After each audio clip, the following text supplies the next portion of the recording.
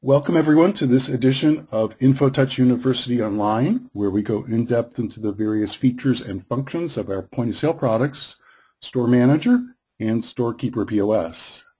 With regards to today's topic, time and attendance, there is no difference between the two product lines, so we'll be using Store Manager here, but you will see exactly the same thing if you are running Storekeeper.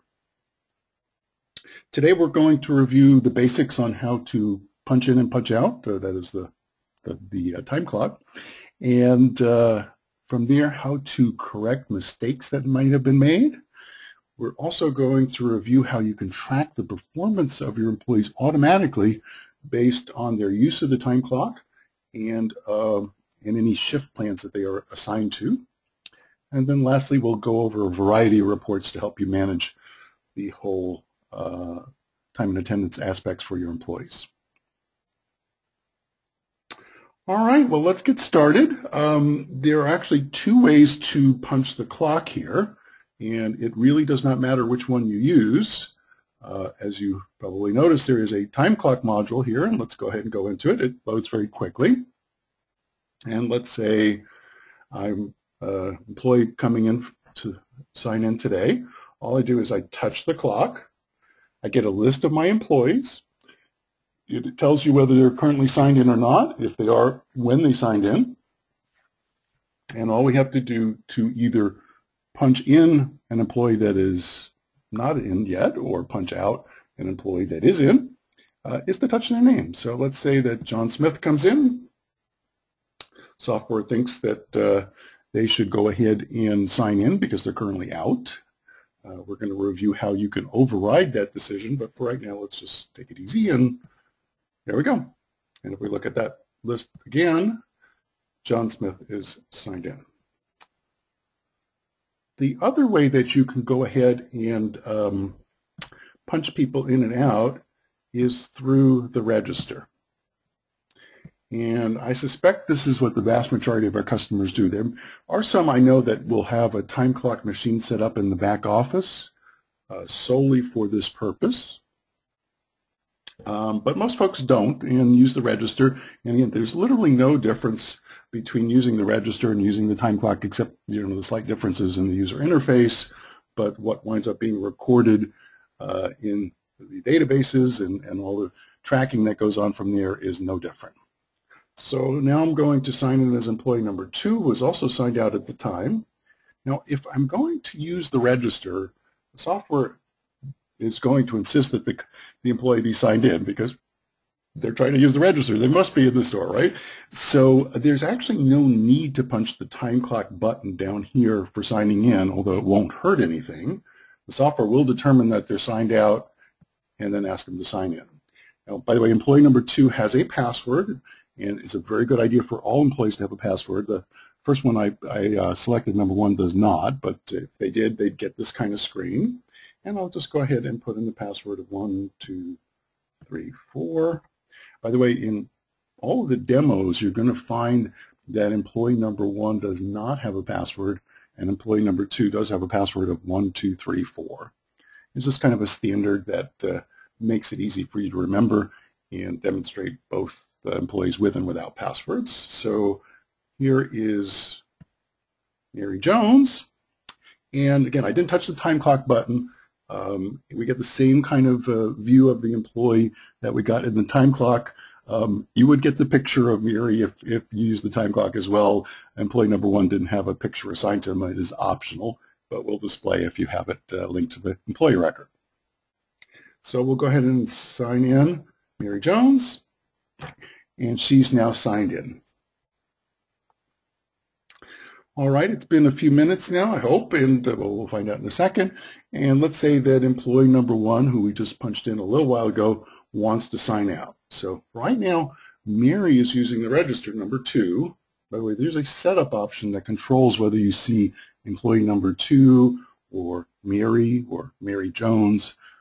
That's in the miscellaneous setup, and you can change that. The default is just to show the employee number. So if I am employee number 1, Mary's using the register right now, but I want to just come in quickly and punch out. All I have to do is, and I can't do this in the middle of a sale, by the way. I have to be with the blank blue screen here. Hit the employee button, put in the employee number, and now I really have to hit the time clock. If I don't hit the time clock, what's going to happen is it's going to assume, let's go ahead and do that, it's just going to assume that employee number 1 who's already signed in is taking over that register. Perfectly reasonable. But if employee number 1 actually wants to sign out, they hit the time clock button, which turns a blue-green color, before hitting OK. And now, aha, well, John Smith, you signed in. You'll notice here at 12:04, and it's now 12:08, and we think you want to sign out.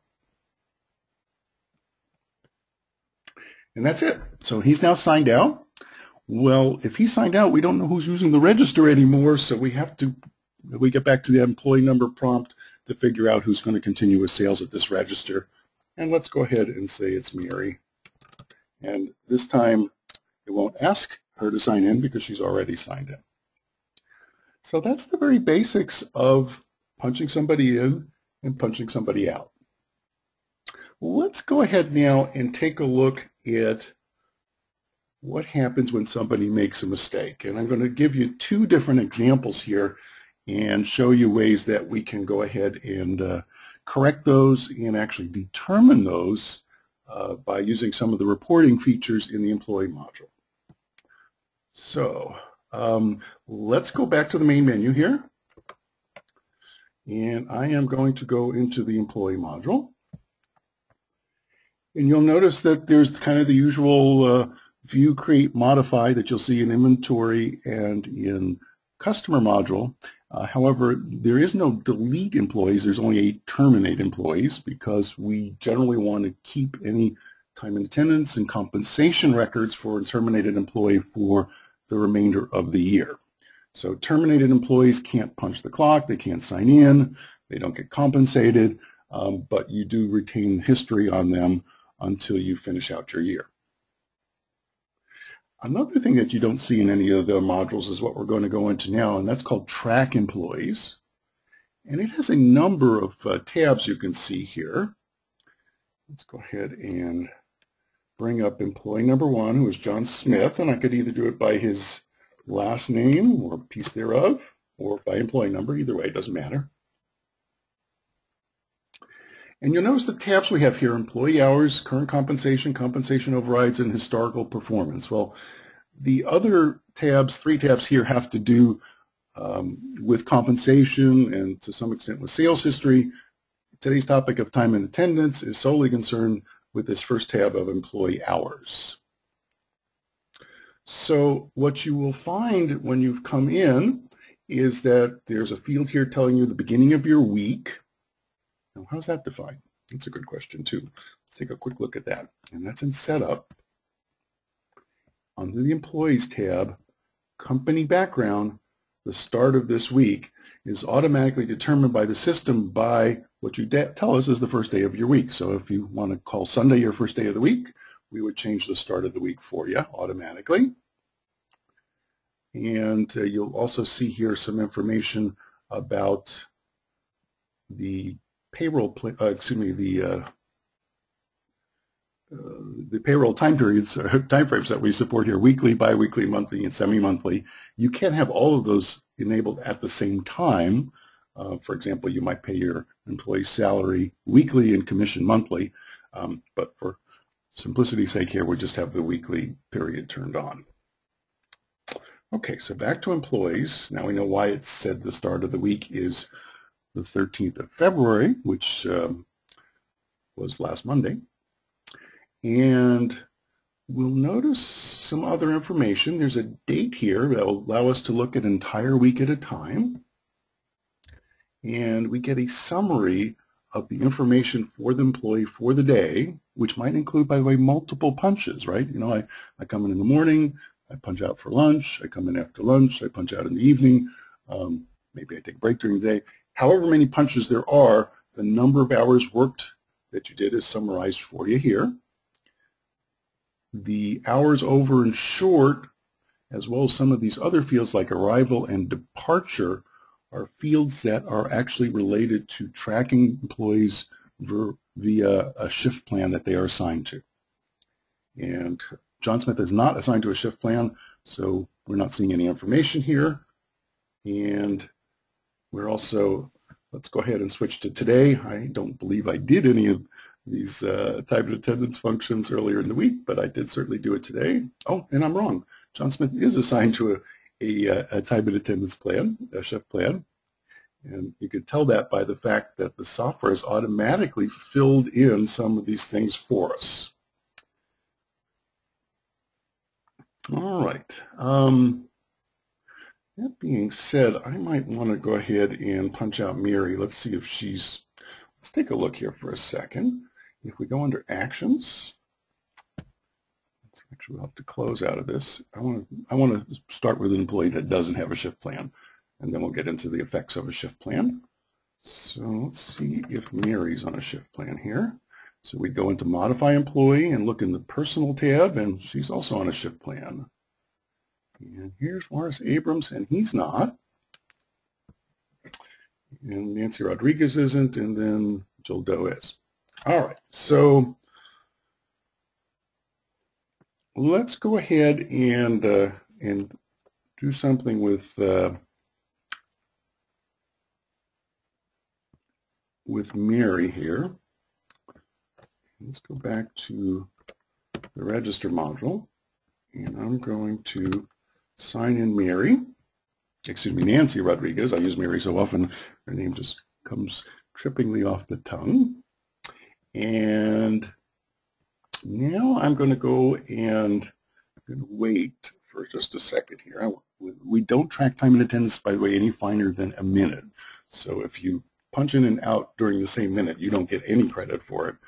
You got to get at least 1 minute past your original punch in to get some credit. So we're going to punch her out. And you notice it tells us when she signed in. So we're going to wait another 10 seconds or so, and then we'll give her credit for a minute. All right, here we go. Now we're at 12:15, and we'll put Mary back in. All right, back to the employee module now. If we look at employee number 4, which was Nancy, and here's today's date.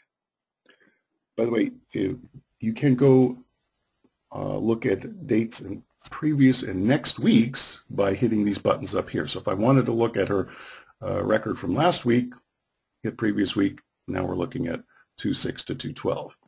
But we really do want to look at this week, and we want to look at specifically at today, and we're going to make a change here for her. And you'll notice he's actually clocked in and out a few times already. And our most recent one was right here where we clocked her in at 12:14 and clocked her out at 12:15.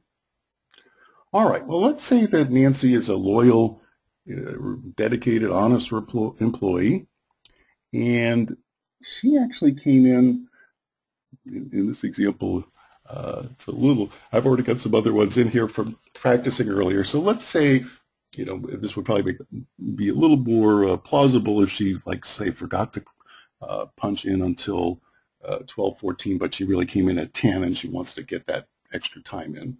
But for right now, let's say she came in at 12. She forgot to punch in at 12, and then at 12:14 she remembers, oh, damn, I forgot to punch in.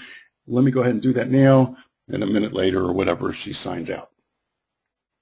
She goes to the manager later in the day and says, you know, Mr. Manager or Ms. Manager, I really did punch in at 12 o'clock instead of 12:14, and I would appreciate it if you could correct that so I could get credit for that time worked. So what you would do is come to that time in, and you would go ahead and put in the new time, whatever it happens to be, assuming you believe her. And you'll now notice she's got credit for 15 minutes instead of 1 minute. And we hit OK, and that has now been saved. So Nancy now has credit for 15 minutes. Let's take a look at that punch detail record one more time. If you notice something earlier, we have some M's here. And M's indicate that a manager has overridden the actual punch time from the system clock. So you are allowed to do that, And obviously, you presumably want to put security on things like track employees to not let anybody do that, but it is certainly doable. However, once you do that, we will note that you have actually made an override, that the time wasn't coming from the clock, so that if somebody wanted to review the manager's performance in terms of correcting the times entered, maybe he's giving too many of these overrides to one of his best friends or whatever that works for him, it's easy to, first of all, you will see this. There's no way of avoiding this manager override. The M for manager override will be there and is not removable at this point. And there are reports that actually let you review overrides. So if you wanted to just look at any of the attendance records that were actually corrected by a manager, that report would do it. We'll go over that report later. And there's one more type of override that we're going to go over now as well. And that's a system override. And system overrides come in two flavors. The name system override comes from the fact that the system is doing it for you. One that we won't go over today is the automatic clock out. So employees that are either on a shift plan or not will typically be clocked out at a certain time of the day if they didn't. In fact, if we go back to setup here, you'll see the ones who are not on a shift plan will be automatically clocked out at 4 a.m. So, if I'm an employee and I clock in at 1 in the afternoon and I forget to clock out at 5, when they come in the morning, we don't want to give them credit for working all night long, so the system actually clocks you out before you get a chance to go ahead and sign in again. At that point, we don't know what time you signed out, and you will get a system override on the sign out time, which can also be corrected in just the same way we did correct the time punched in for Nancy Rodriguez. One other type of system override I am now going to illustrate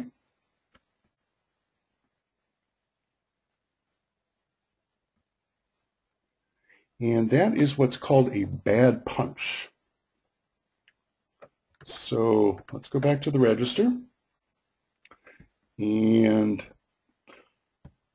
employee number 3, in this case, Morris Abrams, is now signing in, it thinks. Well, let's give an example of why we might want to use this change action button. Okay, so let's say in reality what happened is Morris came in at 9 o'clock in the morning and forgot to punch in. And now he's trying to check out to go to lunch at 12:20, and the system says, well, you didn't sign in, so we want you to sign in. Well, crap, I didn't do that, so let me go ahead and change the action. Notice the green check mark to sign out, and now Morris has signed out without signing in. Go back and let Mary take over again. And if we go to the employee, to track employees for Morris here, you'll notice there's a status here of bad punch. Bad punch happens whenever you use that change action. So there are two possibilities. I forgot to sign in, and now I'm signing out again, so I've signed out without signing in. And the opposite is also true. Let's say that you sign in at 9 o'clock in the morning, you go to lunch at 12 and forget to sign out. And when you come back in at 1 o'clock, you want to sign in again. Well, the system wants to sign you out, you get change action, and you get the same kind of thing. So either 2 sign-ins in a row or 2 signs-outs in a row never can be a good thing, and that is designated with a status for the day overall right now as bad punch. And if we look at the punch detail, you'll notice there is a system override for the time in, because we don't know when Morris came in right now, and currently he's getting no credit for his time. We do know he signed out at 12:20. So Morris goes over to the manager and says, I signed in at 9 o'clock. I came in at 9 o'clock, but I forgot. Sorry about that. And Morris is a good guy too, so we'll go ahead, and the manager will go ahead and put in 9 o'clock as his starting time. Now he has 3 hours and 20 minutes credit for that. And the status is not only for the day as a whole, but on each individual punch record. So now we might want to correct this and just change it to blank, which is just the normal status. You'll notice the various stati here, these are built into the system, not configurable for things like vacation, medical or sick leave, company holidays, personal leaves, other as a grab bag for anything else. We'll talk about unexcused in a little bit as well. That's another one that system does for you. And then the other two system overrides that we talked about before, bad punch and clock out. So let's go ahead and leave this. Oops. I just did something bad there. Oops. Let's go ahead and reload. Go back to Morris. And that punch detail, because I didn't actually get to save it, we have to put it in again. I'm not really sure what happened there. Let's go ahead and hit OK real quick before I do it. And now we've corrected the time for Morris. All right, so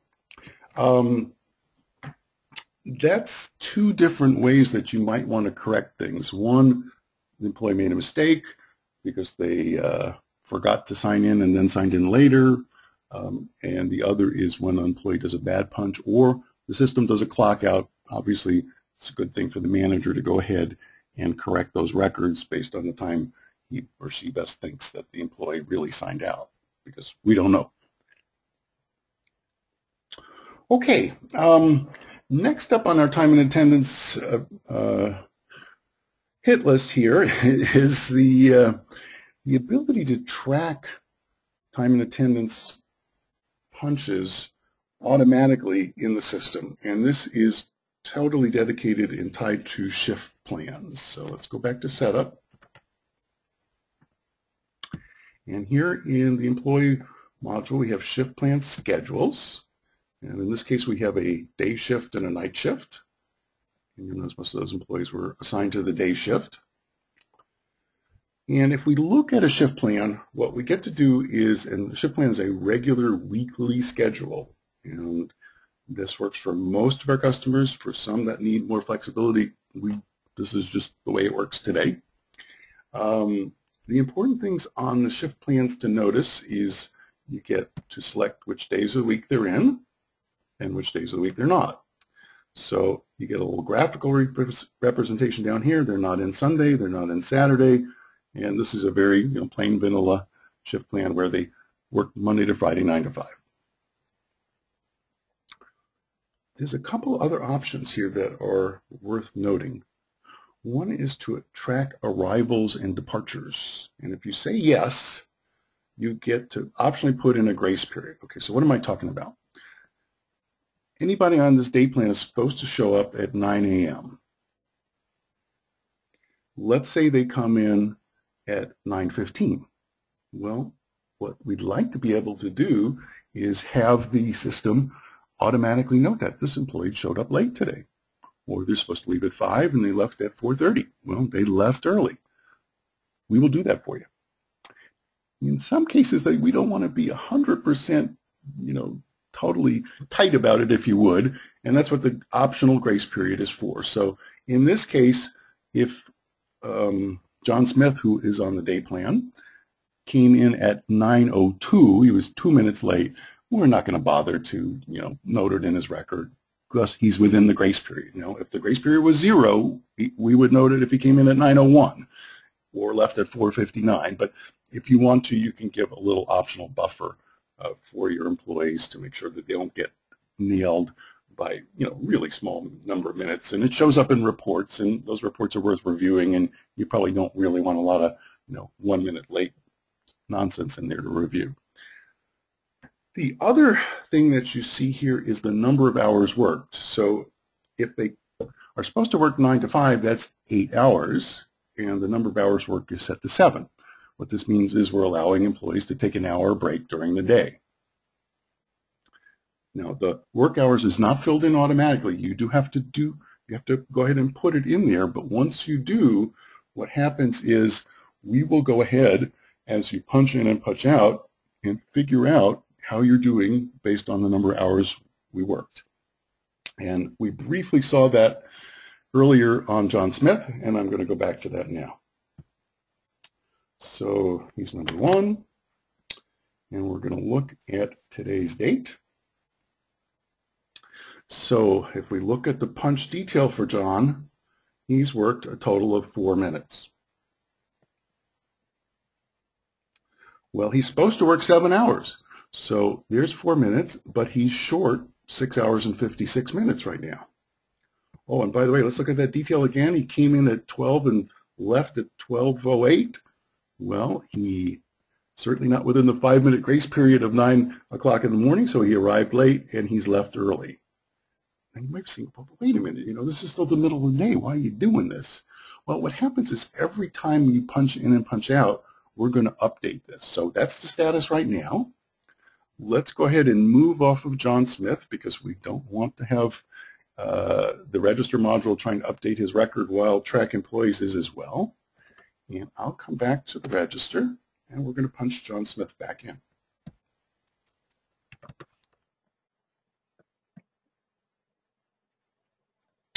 And of course, it decided that, let's go ahead and see if we can get past our little lock there. It's being difficult. All right, hang on 1 second. All right. What happened there is there's some record locked from some of the stuff we did earlier that was preventing us from updating the records, and by shutting down the employee module, we let go of that record lock.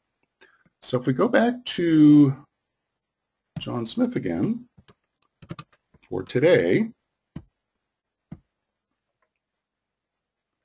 you'll notice, he just punched in, so he doesn't have any more credit for hours. He's still 6 hours and 56 minutes short for the day, but the departure now has been blanked out because now he signed in, he may sign out, at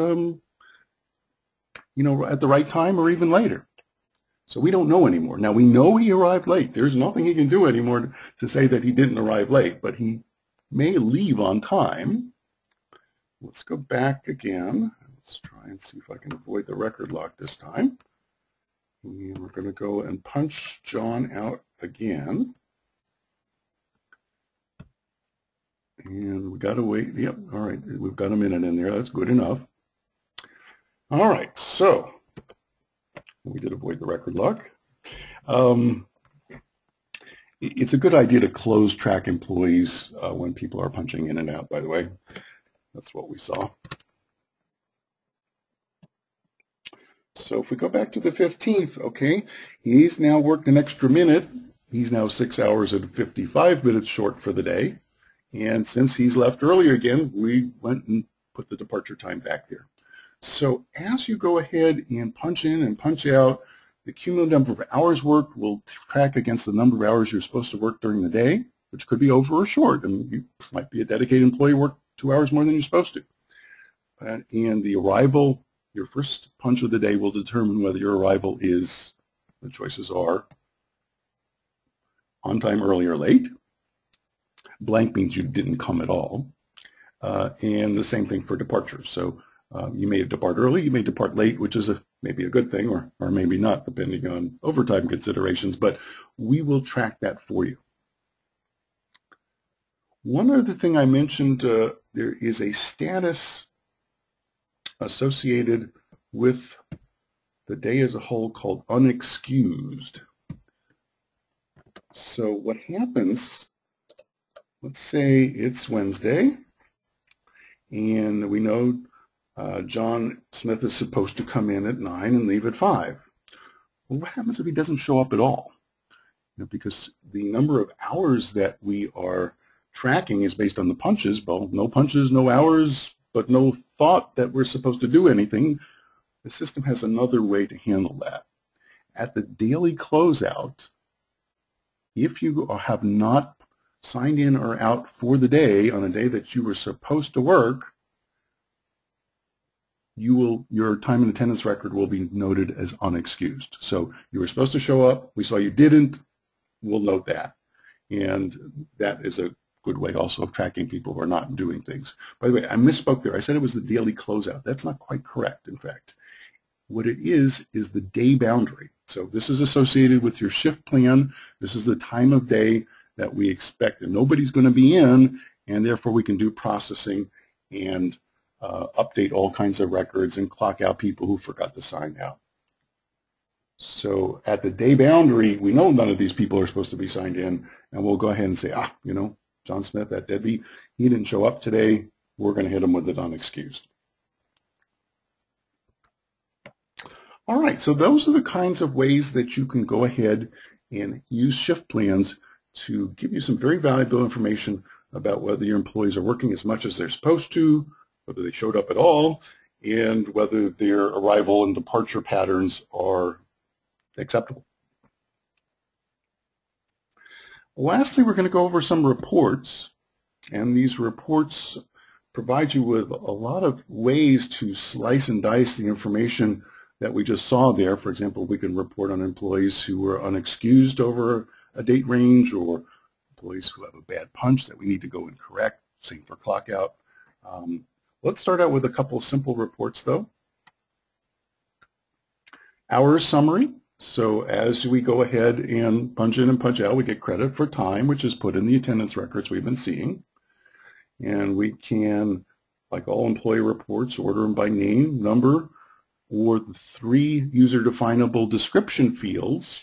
You know, this is the salon, and we're using the merchant ID description field to allow each employee to have their own merchant ID and have their salon work credited directly into their bank account instead of the owner's bank account, but that's another story. We'll just go ahead and report on all employees. We also have the employee categories that we can filter by, and these are of course nameable and set up. So by default they're going to be categories 1 to 16, but you can put in what you want and it will show up on the screen. So if all categories are checked, it essentially says we don't care what category an employee is in, we're going to report on them. As soon as you turn off even a single category, we will only match an employee that has some category in their record matching one of the ones that is checked, just like customer categories. And then lastly, the hours summary report lets you summarize over either the last 12 weeks or 12 months. And we don't have a whole lot of time and attendance record in here in this salon in the last 12 weeks, probably not the last 12 months either, but you can see some of the stuff we did today showing up, totals for employees, summary for each employee for the week, and then totals for the entire store, or for the employees selected, it might not be the entire store, for that 12-week period. The 12-month period does the same thing, except as you might guess, by months instead of weeks.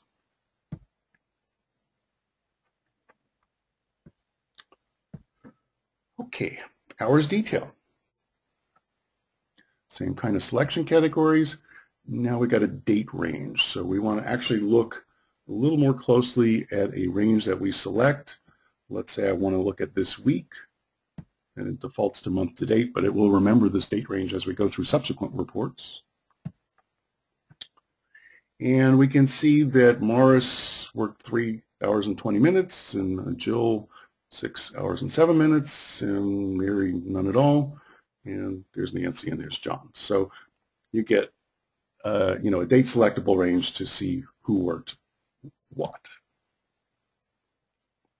The time clock report lets you drill in even further to the specific punches that we saw earlier. So, you know, again, we could have several punches in a day. You know, I come in at 9, I clock out at 12, I come back in at 1, I've got to go run an errand at 2, and I come back at 3, and I leave at 6. You know, you'll have 3 separate punches there. The time clock report reports on the punches themselves. You get the date range again, which is remembered. And this is something I mentioned earlier, that we can report on override events only. That is, a manager overrode it or the system overrode either the time in or the time out. Let's start with reporting on all events. And you notice the operates there. So, Mars came in at 9 and left at 12:20. We haven't fixed him up here for this one yet. So you get to see all of the ins and outs of the punch detail, including the status. And you notice this one still says bad punch. So I could potentially look at that and say, oh, I got to go back and fix Mars's record for the first part of the day. So all the details, summary of the total hours worked, but you get the actual punch detail here on the time clock report.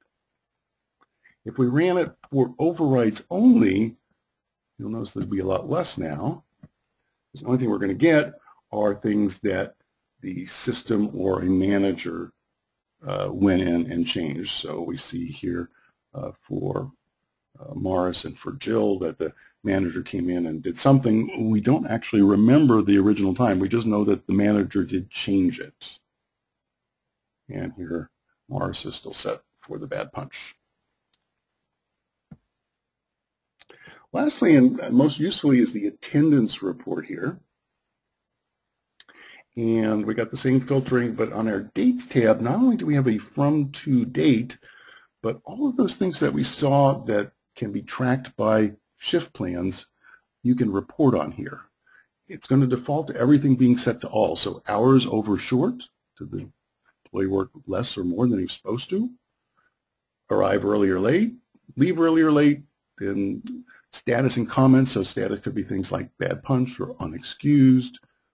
So let's start with all. Everything all means that we're just going to report on all the attendance records. And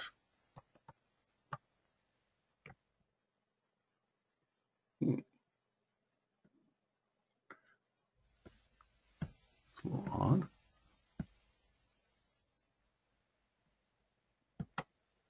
There we go. Must have clicked some wrong button there. So here is Morris. We wanted to report from the 13th to the 15th. He didn't work anything there. He's worked 3 hours and 20. Here's his bad punch status, and similarly for all the rest of the employees. But what's really nice about this is we can use those filters to look at specific things. Like, I'm only interested in employees who didn't work as much as they were supposed to during this range. And here's Jill from yesterday and today. And remember, John Smith was 6 hours and 55 minutes short. So we can easily see who's working short or who's working over if I've selected the plus. Similarly, I can, let's go ahead and say I'm interested in who is arriving late. Well, here's the folks who arrived late.